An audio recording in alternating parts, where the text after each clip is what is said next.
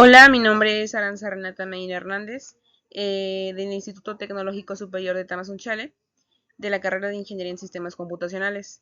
Hoy voy a hablar de los procesadores de la materia de arquitectura de computadoras.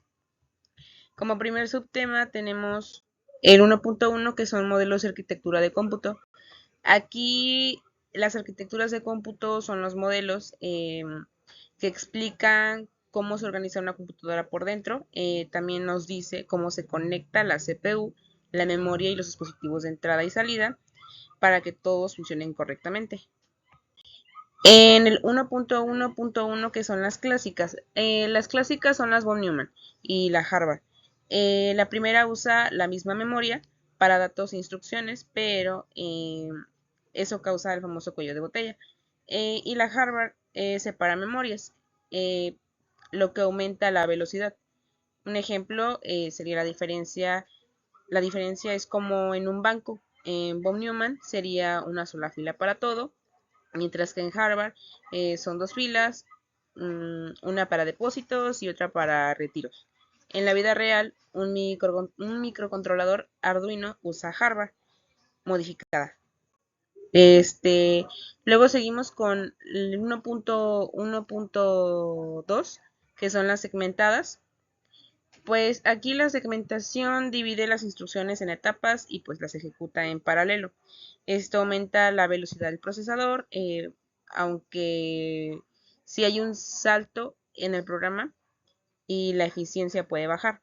Es como una fábrica, mientras una persona corta, otra ensambla y otra pinta.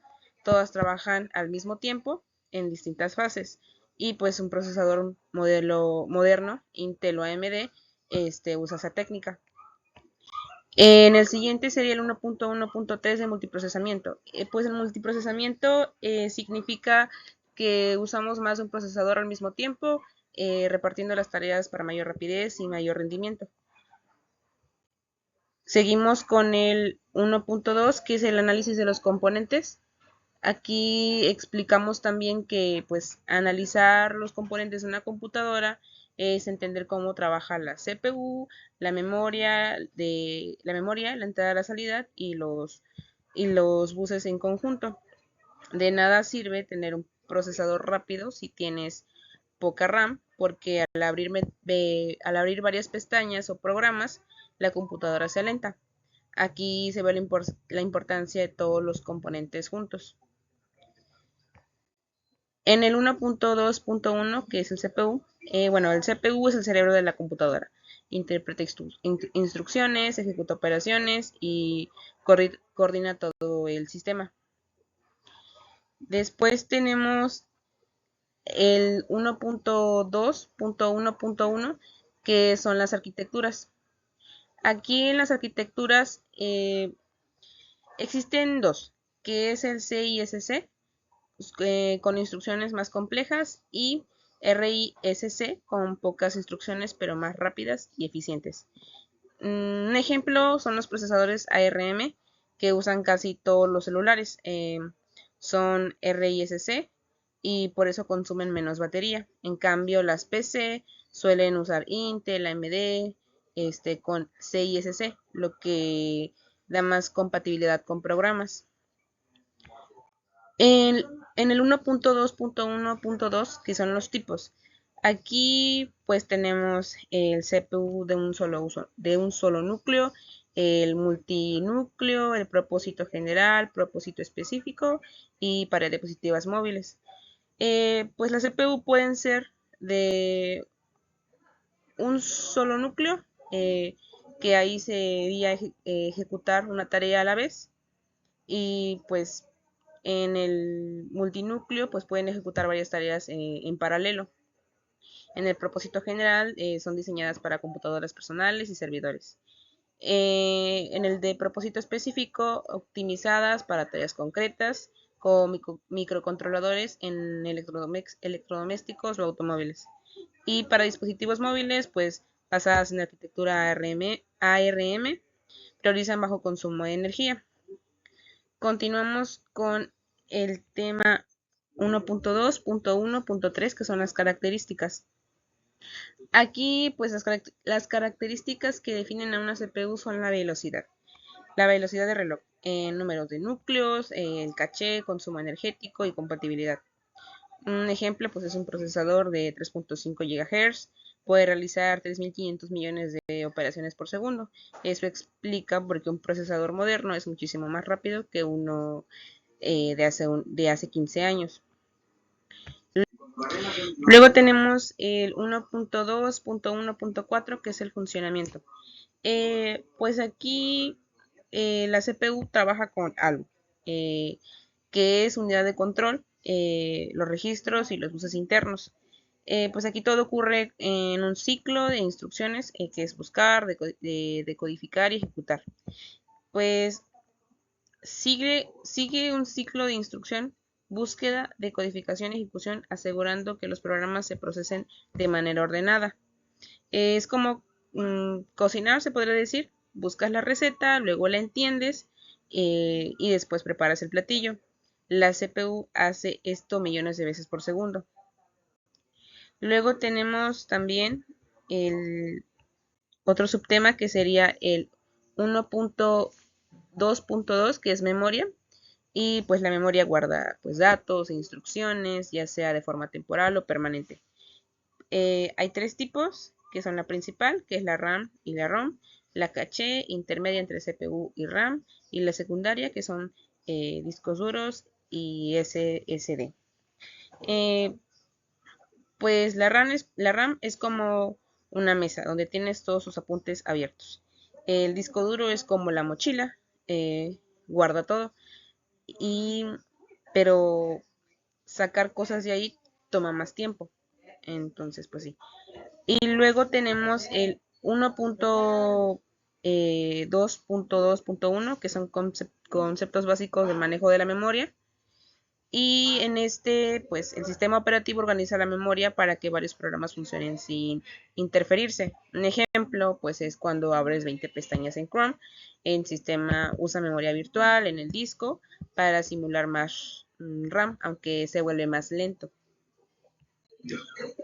También tenemos el 1.2.2.2, que es memoria principal semiconductora. Bueno, aquí pues la memoria RAM está hecha con circuitos, es rápida pero volátil, y existe la DRAM y la SRAM. La memoria principal semiconductora es la RAM, fabricada a partir de circuitos integrados.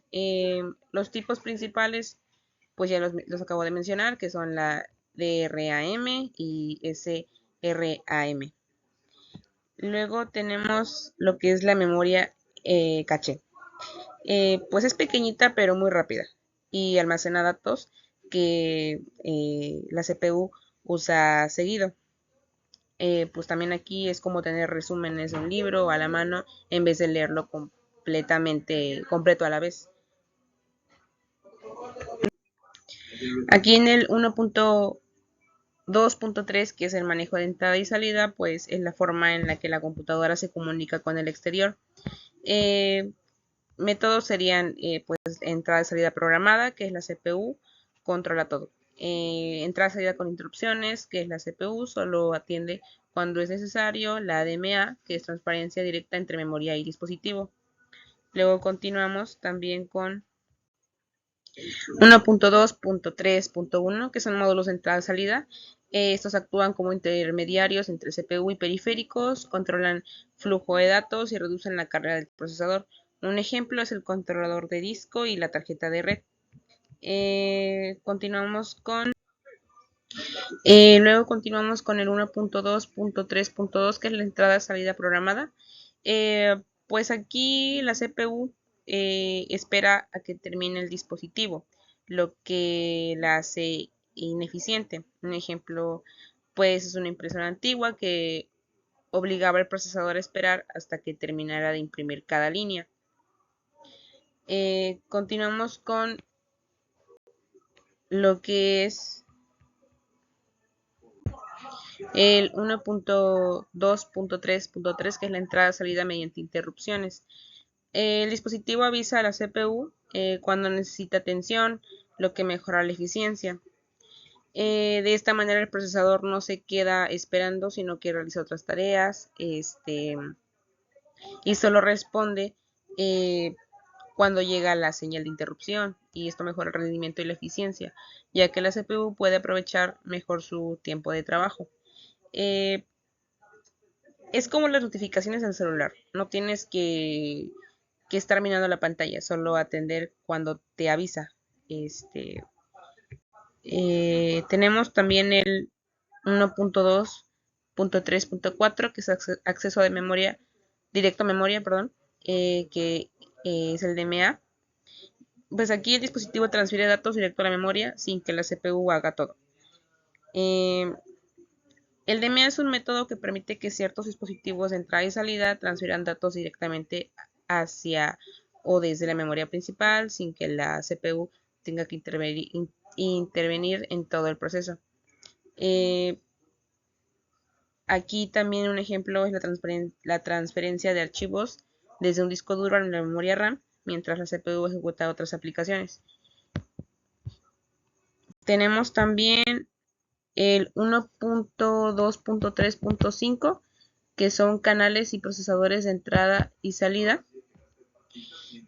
Pues aquí son controladores que permiten manejar periféricos sin sobrecarga a la CPU. Eh, en un servidor web, los canales permiten que miles de usuarios se conecten al mismo tiempo sin que la CPU se sature. Tenemos también el 1.2.4, que son los buses. Son los caminos por donde viajan los datos, direcciones y señales en la computadora. Un bus de 64 bits es como una carretera con 64 carriles, que permite que pase más información al mismo tiempo. Eh, Hay tres tipos de buses, que son los buses de datos. Estos transportan información entre la CPU, memoria y periféricos, y buses de direcciones, los cuales indica dónde se debe leer y escribir. Buses de control, coordina y regula las operaciones. Eh, Luego tenemos la estructura de los buses. Están hechos de líneas eléctricas compartidas y usan protocolos para que no haya conflictos. Incluyen líneas de datos, líneas de dirección, líneas de control, funcionan bajo protocolos que evitan, como lo dije, conflictos, y eh, es como un cruce con semáforos. Si no hubiera control, los autos chocarían, igual que los datos en un bus. Tenemos lo que son las jerarquías de buses, que aquí serían buses internos dentro del procesador. Buses del sistema, que conecta CPU, memoria y dispositivos principales. Buses de expansión, permite añadir periféricos externos, y pues igual, el USB es un bus de expansión que usamos todos los días para conectar memorias o periféricos. Y terminaríamos con el 1.2.5, que son interrupciones. Son señales que hacen que la CPU deje lo que está haciendo para atender un evento. Hay dos tipos, que son internas y externas. Las internas son errores eh, y excepciones. Las externas son el teclado y temporizadores. Es como si pues estás estudiando y suena un timbre, pausas lo que haces y pues atiendes la puerta y luego sigues estudiando. Ventajas, pues respuestas inmediatas a eventos, aprovechamiento eficiente de la CPU. Y bueno, con esto concluiría mi presentación. Muchas gracias.